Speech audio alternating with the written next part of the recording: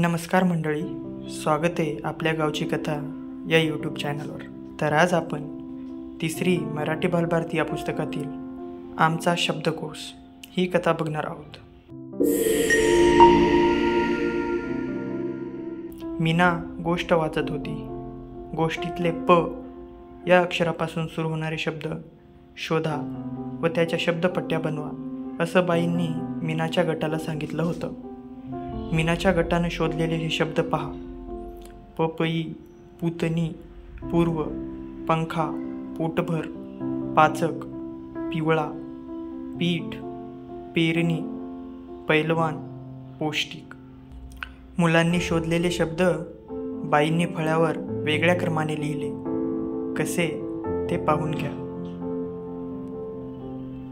रोहनच्या गटाला बाईंनी एका पाठातील क पासून सुरू होणारे शब्द शोधायला सांगितले होते. रोहनच्या गटाने शोधलेले शब्द पहा. कीड, कप, किल्ला, कौल, कंद, कुत्रा, कूट, कान, केस, कैरी, कोट.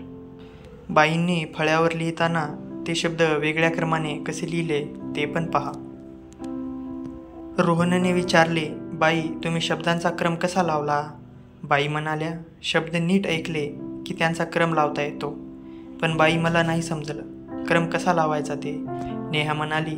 बाई म्हणाल्या, त्यात काय अवघड आहे, मुळाक्षरांचा क्रम व मी लावलेला शब्दांचा क्रम पहा म्हणजे कळेल. बाई पुढे म्हणाल्या, आता मी आणखी काही शब्द लिहिते. बाईंनी फळ्यावर खालील शब्द अर्थासहित लिहिले.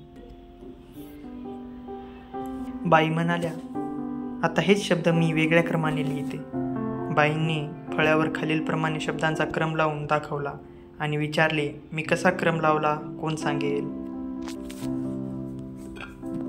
नीता म्हणाली, बाई तुम्ही मुळाक्षरांच्या क्रमाप्रमाणे शब्दांचा क्रम लावला आहे. बाई आनंदित होऊन म्हणाल्या, शाबास.